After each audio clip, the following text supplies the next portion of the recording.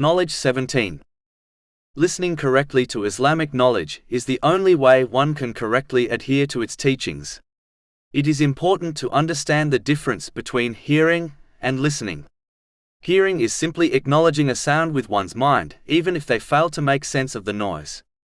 For example, a person may hear someone shouting at them from a great distance, but they will not be able to understand what they are saying.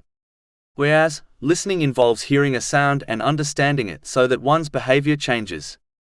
For example, a person giving a specific verbal instruction to another who responds appropriately after hearing and understanding the instructions. Muslims need to hear Islamic knowledge and strive to understand it, so that it affects their behavior in a positive way. Unfortunately, many Muslims have failed to live up to this in respect to the Holy Quran, as they are good at hearing the recitation of the Holy Quran, but fail to correctly listen to it, which involves understanding and acting on its teachings. To conclude, simply hearing the word of Allah, the Exalted, is not good enough to obtain success. One must strive to instead truly listen to it.